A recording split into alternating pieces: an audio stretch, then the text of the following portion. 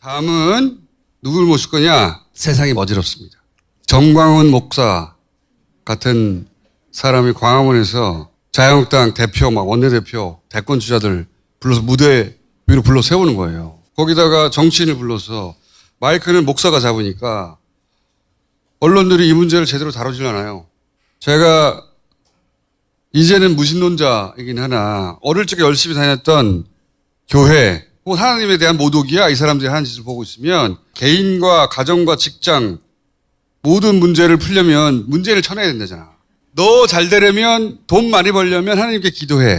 그게 기복신앙이거든요. 그거 가지고 비판 많이 하는데 너 잘 되려면 문재인을 쳐내. 이런 거 듣도 보도 못한 그건 주술이야 주술. 응? 인형에 바늘 찌르는 거야. 야바이라고. 그건 종교도 아니고 아무것도 아니야. 근데 이거를 하고 있잖아요. 그래서 제가 이분을 모셔야 될 때가 됐구나. 예. 이 상황을 정리할 분이 필요하다. 시대의 철학자 도울 선생을 모시겠습니다.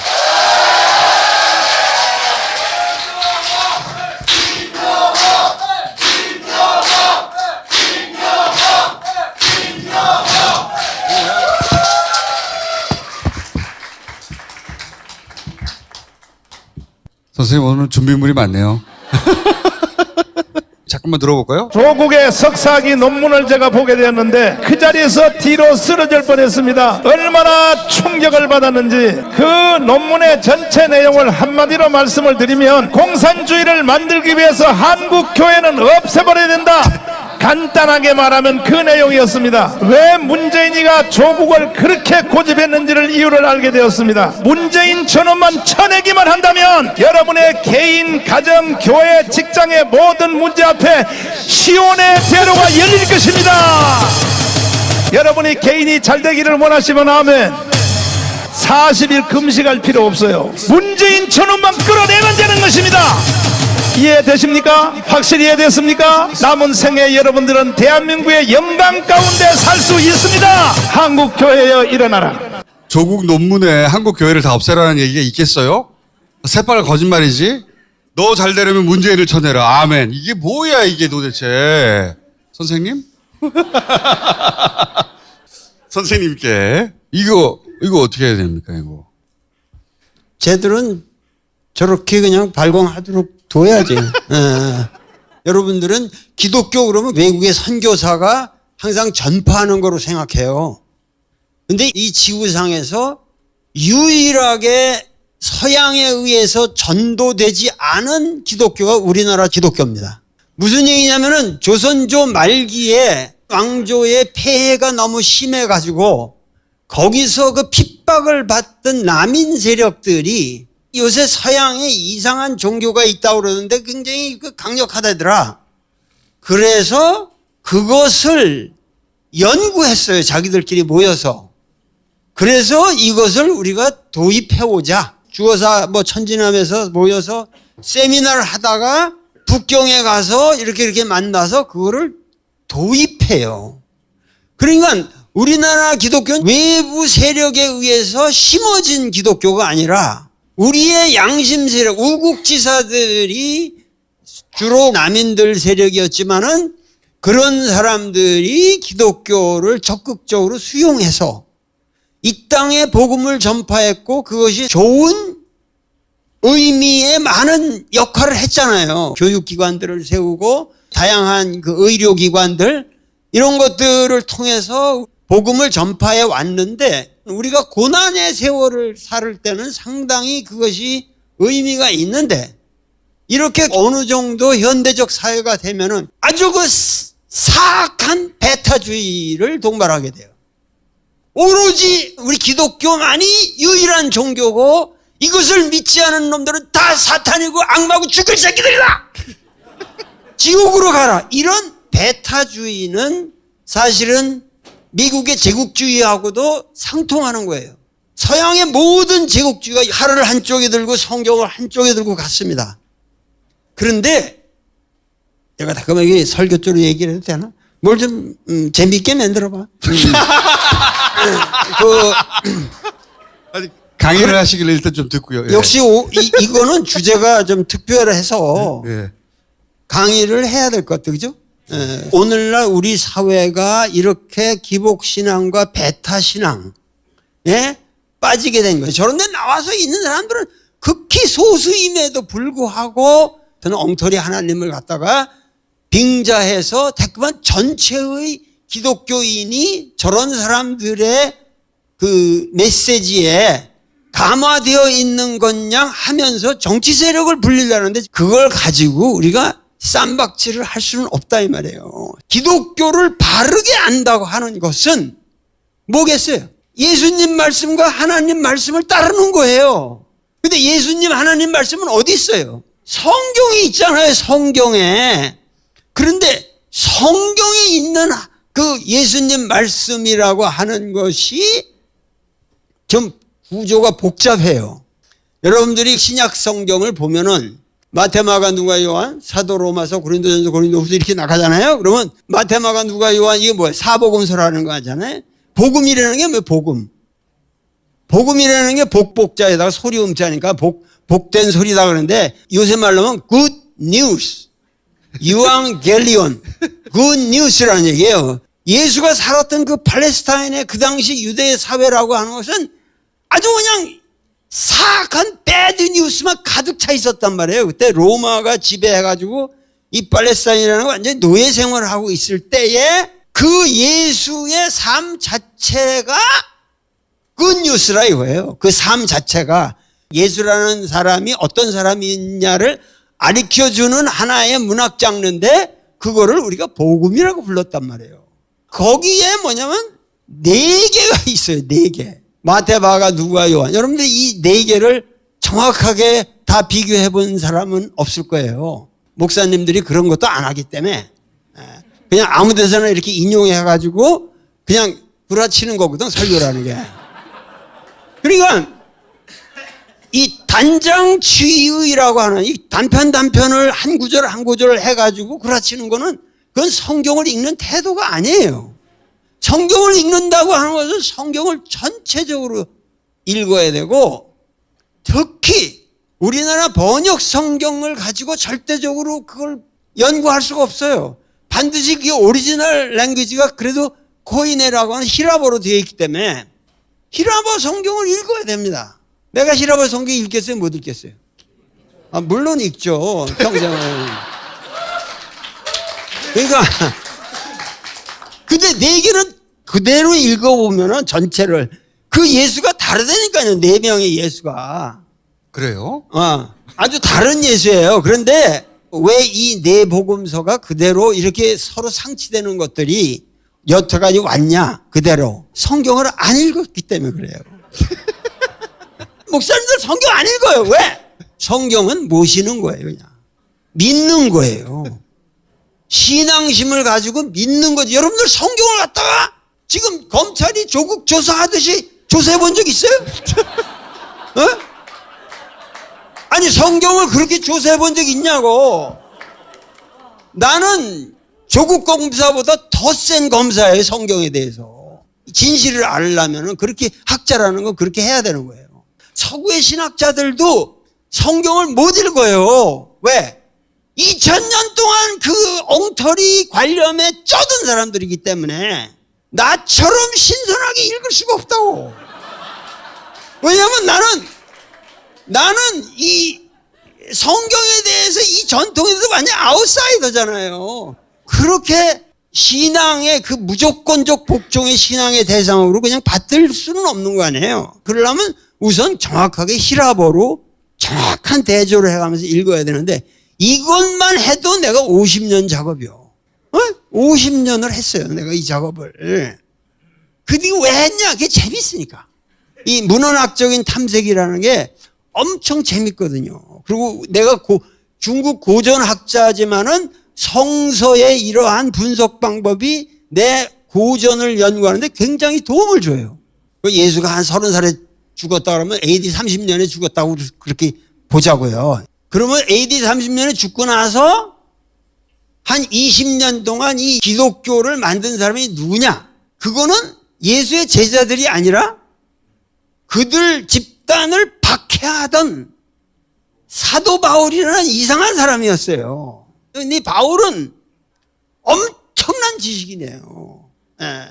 이 사람은 여기 팔레스타인 사람이 아니고 다르수스라고 저 아주 고도의 문화를 가진 히랍 문화권에서 태어난 사람이에요. 그러니까 지금으로 친다면 뭐 프린스턴이나 이런 데서 대학을 다니면서 했던 사람인데 이제 그 교포로 원래 유대인이기 때문에 벤자민 파기 때문에 돌아와서 국세청장 같은 건 비슷한 거 하거든요. 그러니까 센 사람이죠.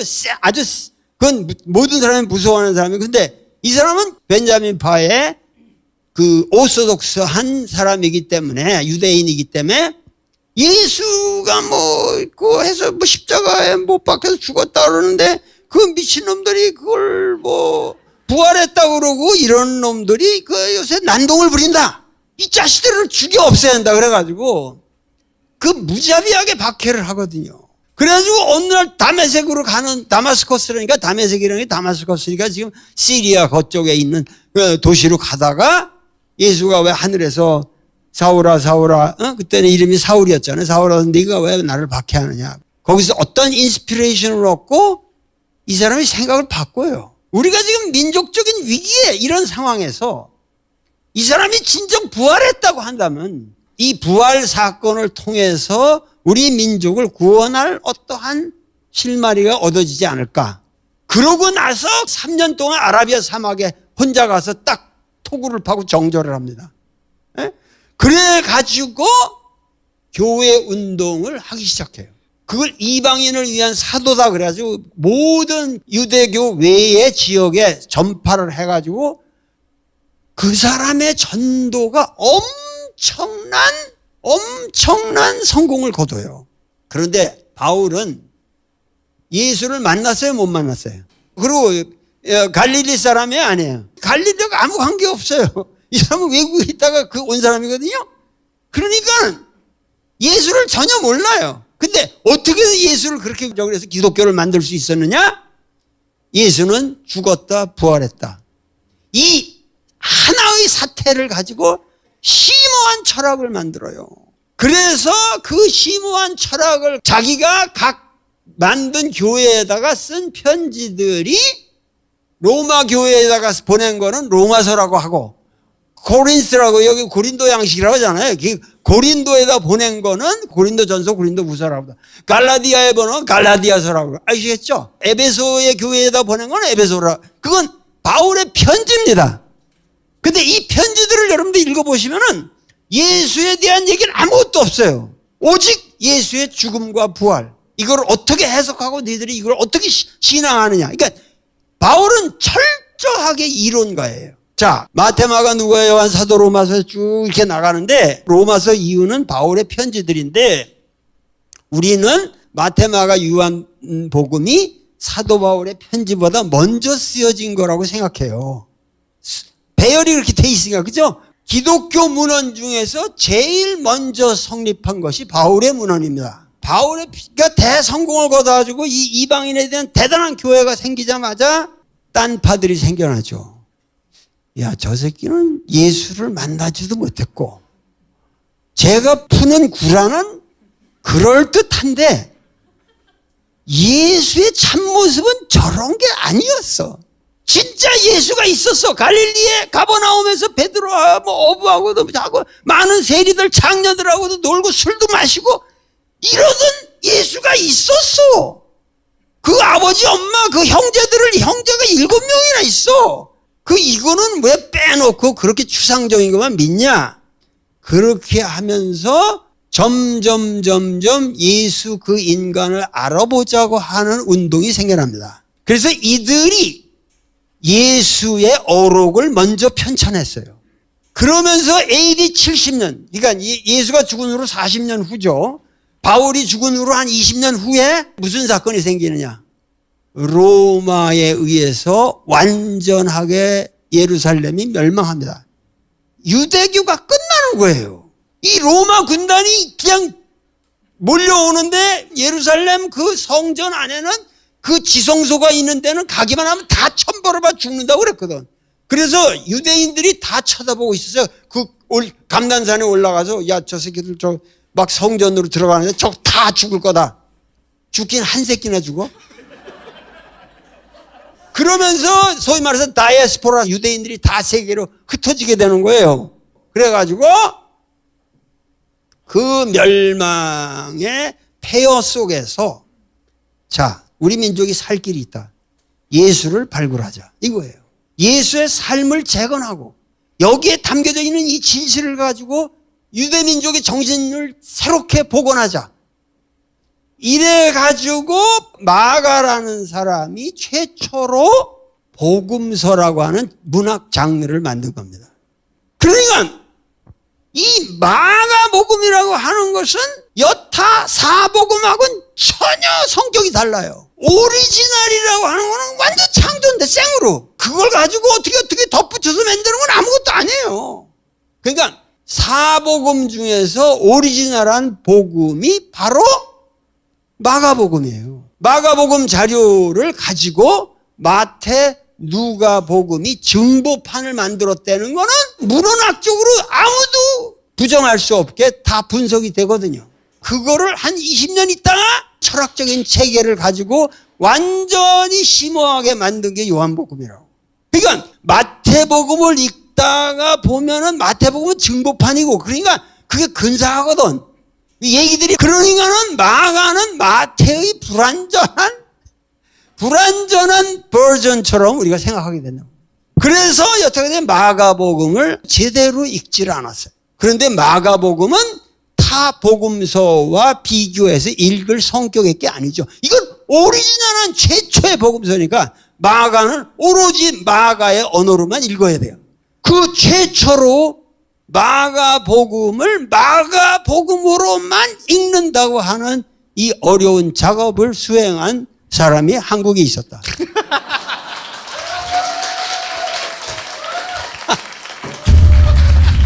바로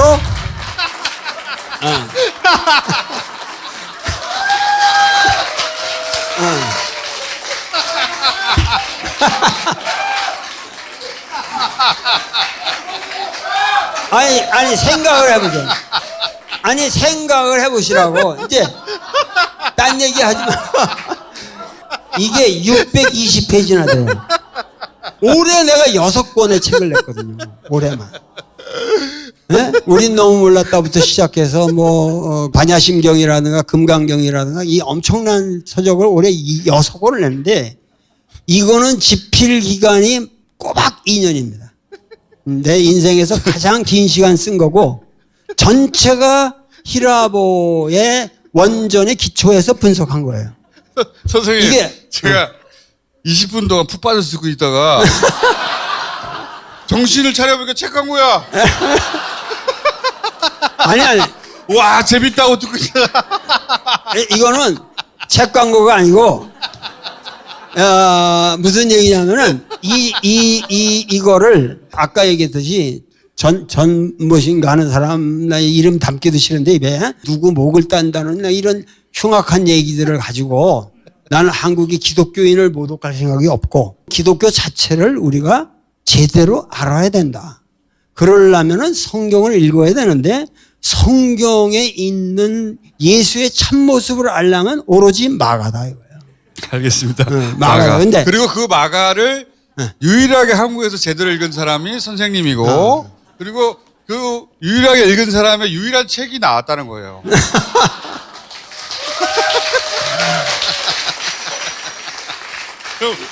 그런데 여기서 마가가 말하는 예수는 어떤 예수냐? 요거만 얘기를 하면 오늘날의 정치 상황하고도 우리가 이게 딱 맞잖아요. 근데 선생님 얼마입니까? 네? 책? 이거? 예. 이거는 이제 워낙 두꺼우니까 아무리 싸게 해도 싸게 할 수가 없는데 진짜 싸게 했어요. 28,000원.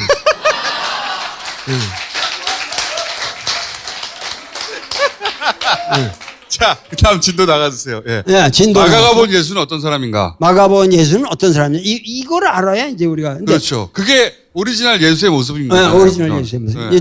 오리지널 하다는 얘기는 일체 마가는 출생이나 족보에 관한 구라가 없습니다. 그거 조사가 안 된 거예요. 어?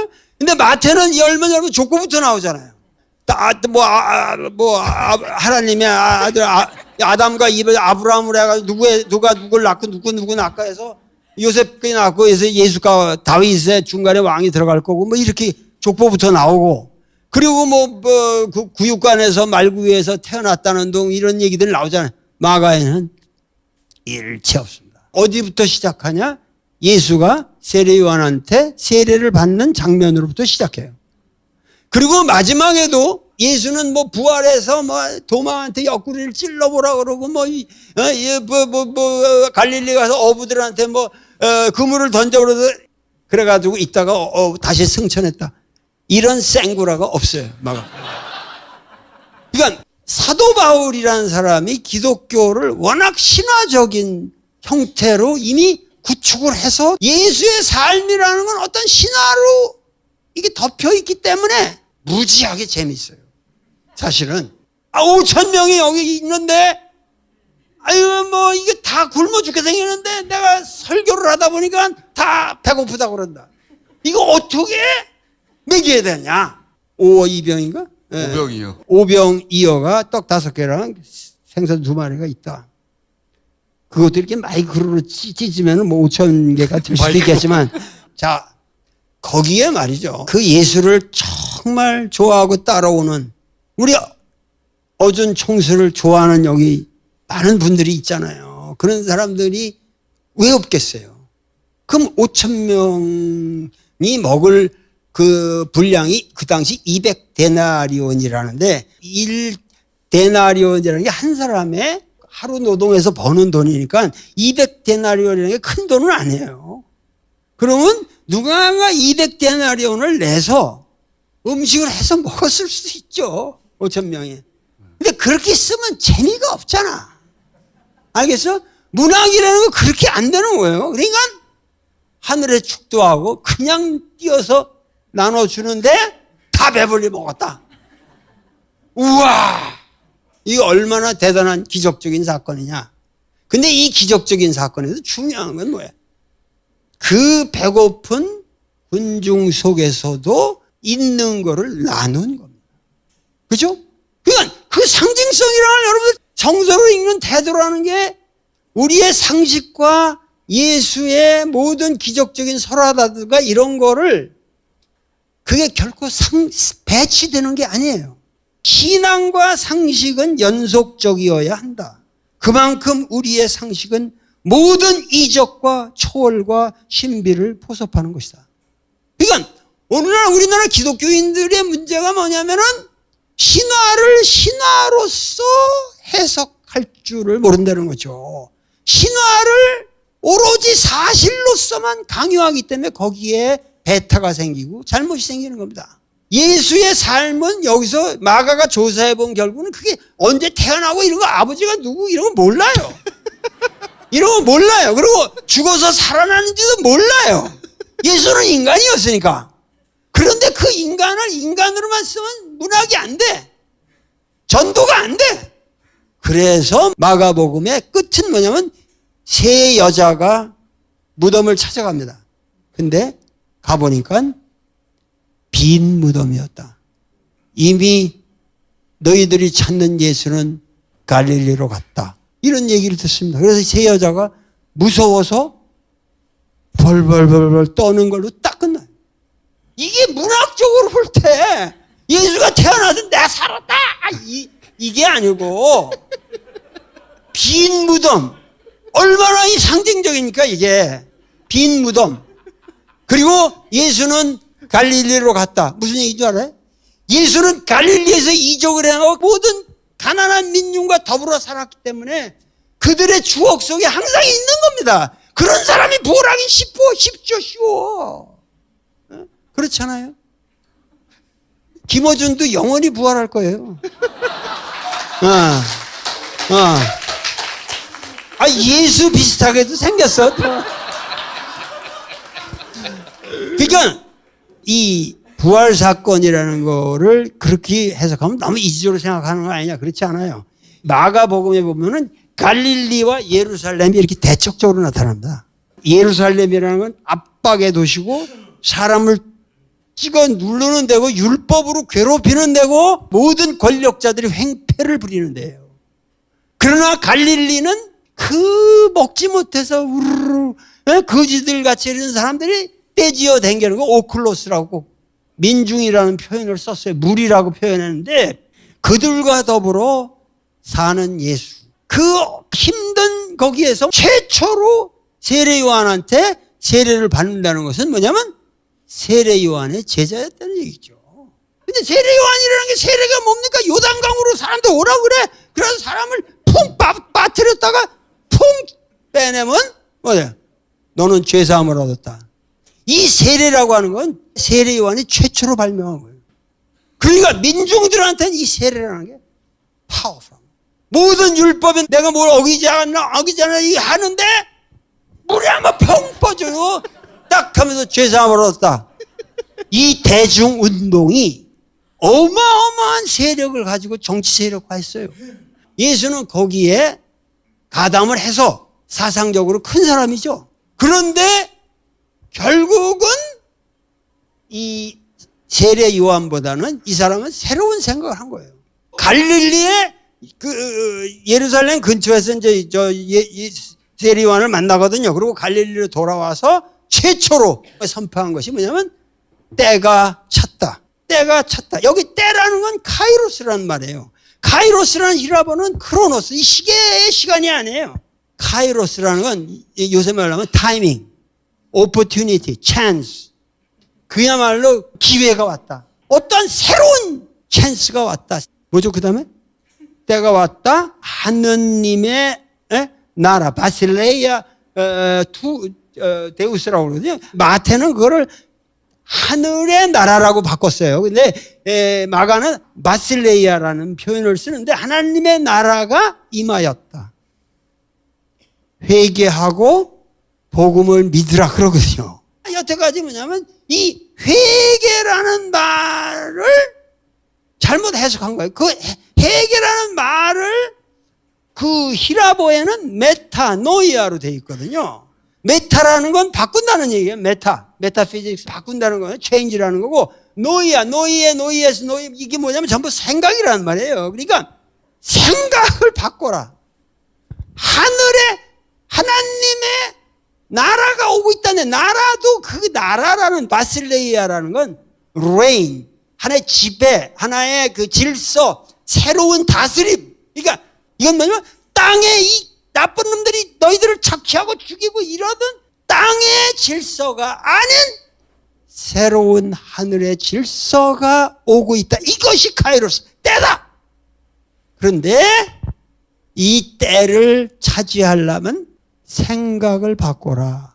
회개하라가 아니에요. 회개하라는 번역은 이 사기꾼들이 그렇게 번역한 겁니다. 킹 제임스 버전부터 서구 교회의 영향을 받아가지고 이렇게 했거든요. 근데 예수는 인간을 죄인으로 규정한 적이 없습니다. 죄인하고 밥 먹고 뭐 창녀하고 앉아서 노느냐? 이게 전부 안식에 뭐라고 율법에 어긋나지 않냐? 근데 예수가 뭐라고 그랬어요? 응? 나는 의인을 구하러 온 것이 아니라 죄인의 친구로서 왔다. 뭐 멀쩡한 사람이 왜 의사가 필요하냐? 환자래야. 의사를 필요로 할 거 아니냐? 그러니까 예수는 모든 약자를 죄인으로 규정하지 않았습니다. 율법서에만 기존의 모든 바리새인이라든가 서기관이라든가 이 대제사장 이 새끼들은 뭐냐면 인간이라고 하는 것은 모두가 죄인이다. 죄인이기 때문에 저렇게 병 걸려 있다. 그렇기 때문에 사람의 병을 고치는 것도 안 돼요. 어떻게 네가 하나님이 아닌데 죄를 사할 수 있으냐? 이런 식으로 안 됐어요. 그런데 예수는 그들을 병을 고쳐주고 그들과 더불어 밥을 먹고 그러잖아요. 그러니까 change your mind. 내 마음을 바꿔라. 그러면 어떻게 되죠? 하늘의 질서가 이 땅에 온다. 지금 뭐냐면 이 기독교인들도 이거 성경을 제대로 읽고 배우고 실천하면 그야말로 전부 다스베이다로 올 텐데.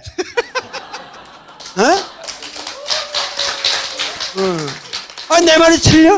그러니까 우리가 성서를 제대로 알아야 한다는 거죠. 성서를 알아야 돼. 아멘. 좋았어. 그래서 뭐냐면 내가 너무 얘기를 길게 할 수는 없잖아. 지금 몇 분이나 더 남았나? 이게 근데 이거 들을 만한 얘기잖아요, 이거. 재밌어요. 예. 들을 만한 얘기잖아요. 그 근데 질문 하나 있습니다. 그러면 그 예수는 굉장히 진보적인 사상가이자 혁명가였네요. 말하자면 네. 보수적인 기존 체제에 저항하는 대단히 진보적인 사상가였던 거 아닙니까? 그렇죠? 그러니까 이 사람은 지금 기준으로도 여전히 여전히 저를 가르쳐 주신 선생님 중에 안병무 선생님이라고 그 민중신학을 만들어 가지고 전 세계에 그 논문들이 나가고 그분의 책이 번역되고 그랬는데 이분이 청계천 평화시장에서 전태일이가 분신할 그 사건을 조사를 했거든요. 가서 그때 그 조용래 변호사는 이런 사람들하고 같이 활동을 하면서 가서 보니까는 근로기준법인가 하는 것들이 악법으로 그냥 청계천 피복 뭐 이거 노동자들이 이렇게 허리도 못 피는 이게 요 작은 데를 몇 층으로 3층으로 해가지고 거기다 놓고 미싱 하루 종일 하고 있는 거예요. 그러니까 이건 도저히 이게 말이 안 된다. 인간. 그래서 근로기준법 화형식을 거행한 거예요. 1970년에 갑자기 자기 혼자 휘발유를 끊고 그냥 라이터로 자기 몸을 한 거야. 그래가지고 그 불쏘시개로 자기 근로기준법이라는 걸 손에 들고 뛴 거예요. 3분을 그렇게 한다. 아무도 그걸 말지도 않고 방치를 했어요. 그리고 임금병원에 실려가는데 거기서 15,000원짜리 주사인데 그거를 놀라면은 네 그 근로 뭐에 그 대빵한테 가서 뭘 받아오라 이거야. 그래가지고 15,000원짜리 주사도 못 놔주고 결국은 성모병으로 후송됐다가 거기 응급실에서 죽어요. 이런 참혹한 현실 속에서 모든 우리나라 노동운동이라는 게 전태일로부터 시작한 겁니다. 전태일 사건으로부터 일어난 거예요. 안병무 선생이 한 얘기가 유명한 게 있어요. 태초에 말씀이 있었던 것이 아니라 태초에 사건이 있었다. 사건. 그 사건은 예수 사건인데 그 사건은 뭐냐? 그 사건은 행위, 행위라는 거예요. 그 행위는 민족의 복음이라는 거예요. 근데 그 예수 사건은 사건이기 때문에 항상 일어날 수 있다는 거예요. 갈릴리 지평에만 있는 게 아니라는 거예요. 전태일 사건이야말로 이 조선 땅에서 피어난 예수 사건이다.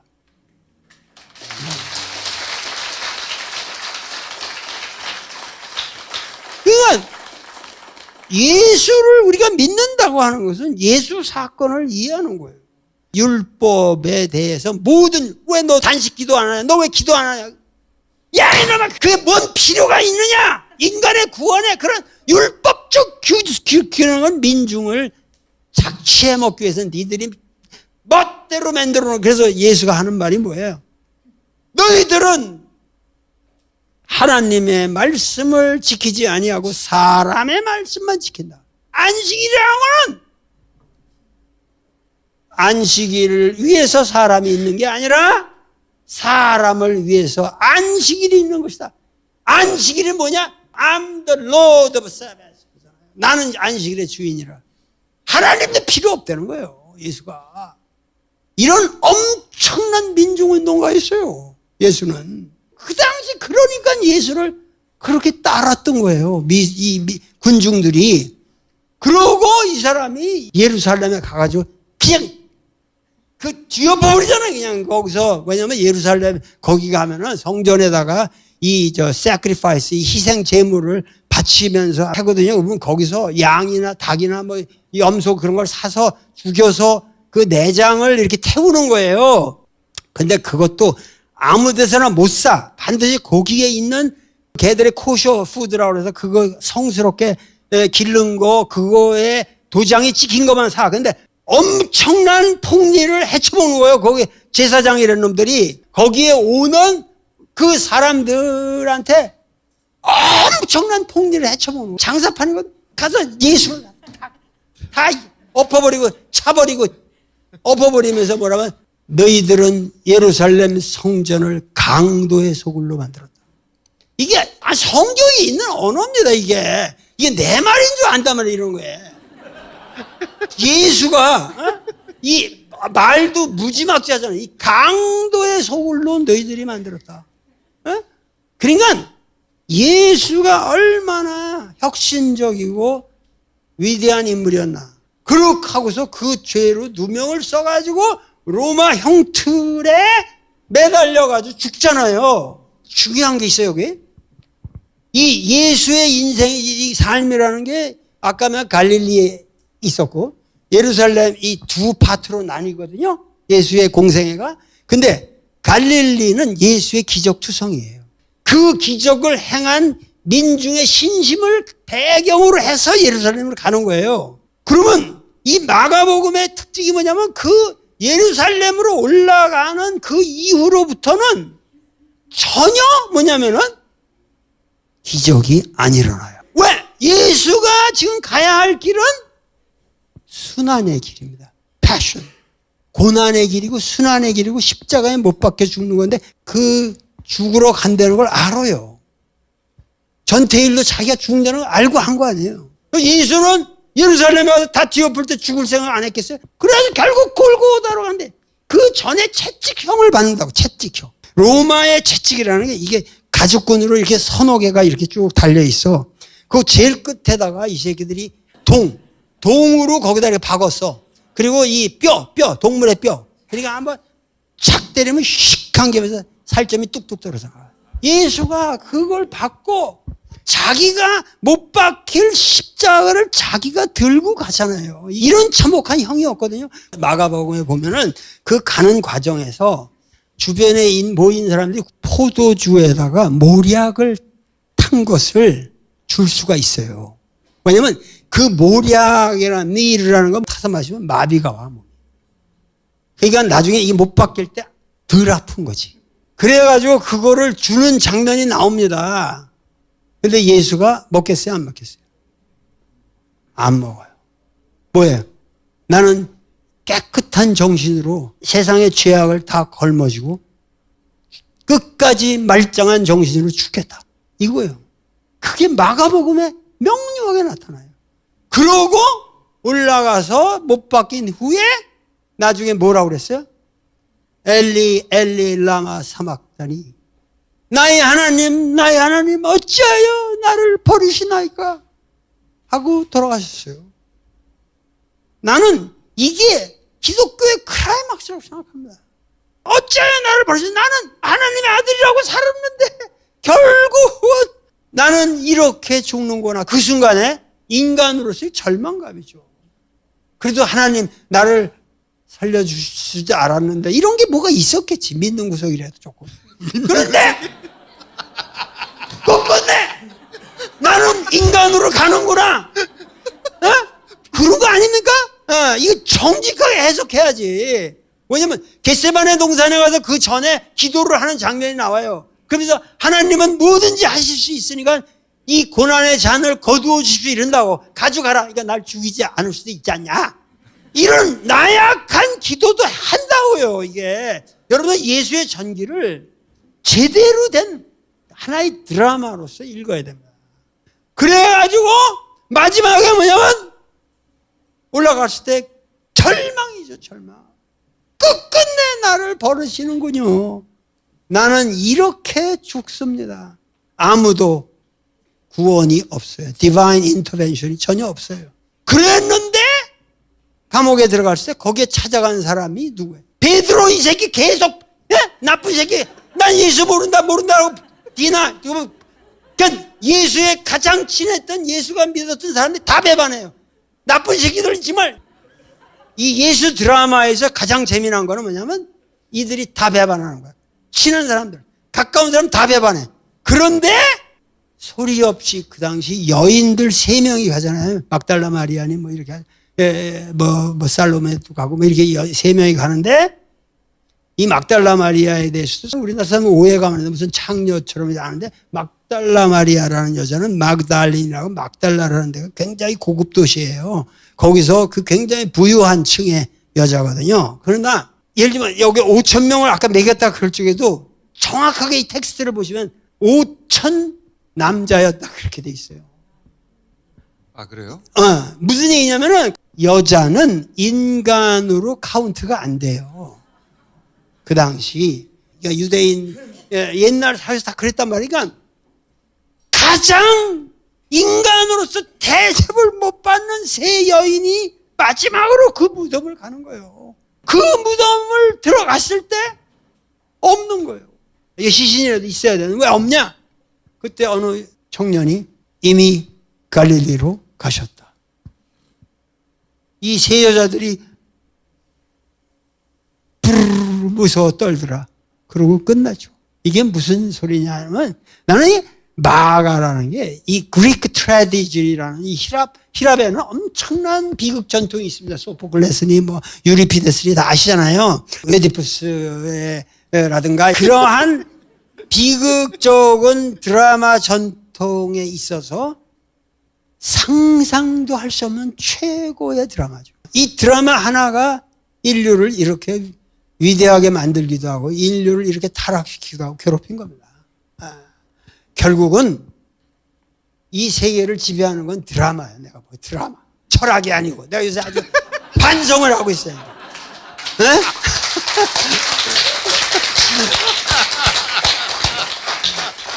그래가지고 뭐냐면은 그러한 이 예수의 삶을 보면서 가장 내가 감동을 받는 거는 결국은 그 절망 속에서 예수가 십자가에 못 박혀서 그렇게 처참하게 돌아갔기 때문에만 그는 부활할 수 있었다.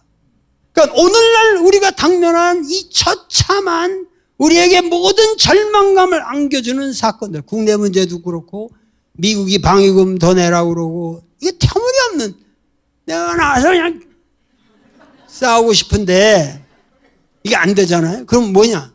내가 왜 여기 나오겠어요? 이거 팔려고 나온 게 아니에요, 내가. 이거 팔려고 나온 게 아니라 이거는 그냥 부수적인 거고 오로지 뭐냐면 예수를 바르게 믿는다는 건 뭐냐? 십자가에 못 박히는 거죠. 십자가에 못 박힌다는 건 그게 뭐냐?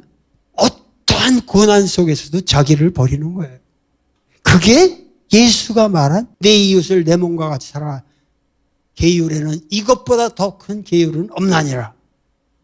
결국 기독교의 핵심은 인간에 대한 사랑입니다. 저렇게 흉악한 소리들을 하고 이런 거를 어떻게 우리가 기독교라고 그럴 수 있느냐. 이건 기독교가 아니라 광란입니다. 광란. 진짜 기독교의 정신은 사랑의 정신인데 뭐냐면 먼 인류를 사랑하는 거예요. 큰 마음을 갖는 거예요. 이게 원효가 말하는 일심이라는 거예요. 원효 대사께서 말씀한 한 마음이라는 거예요. 인간을 사랑한다는 건 궁극적으로 내가 십자가를 치는 것이고 나를 버리는 거고 무아의 이 실천을 하는 거예요. 그렇게 해서 우리가 남북이 어떻게든지 이념을 초월해서 어떠한 이념적 대결이 아닌 그러한 큰 마음을 우리가 갖자. 이거를 나 사상가의 사명이라는 건 끊임없이 계몽해야 되잖아요. 전달해야 되잖아요. 그러니까 이런 책을 쓰는 거고 이 책을 가지고 다스베다에 나오는 거죠.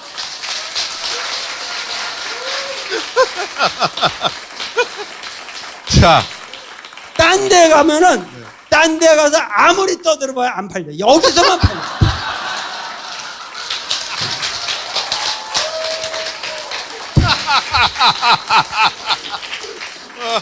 선생님 이제 책은 충분히 팔릴 것 같고요. 이제 더 하면은 갈 길을 잃을 것 같아요. 또 잘못하면 기독교 국가가 돼버릴 것 같아. 그러니까 앞에 정광훈 목사 같은 사람은 예수하고 아무 상관이 없는 사람이네요. 아니, 상관없어요. 그리고 제대로 된 기독교를 이해하려면 그 책을 꼭 읽어야 되는 거죠. 맞아. 그렇죠. 예. 막아보. 그럼 눈이 확 뜨이면서 인류를 사랑하게 되는 거죠.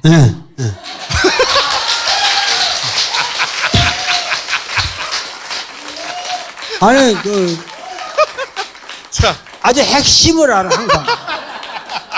핵심을 알아. 선생님 오늘 여기까지 하겠습니다. 감사합니다. 감사합니다.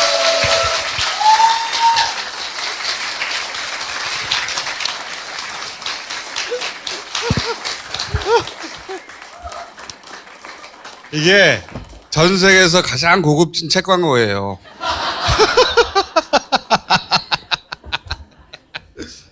28,000원에 모시고 있습니다.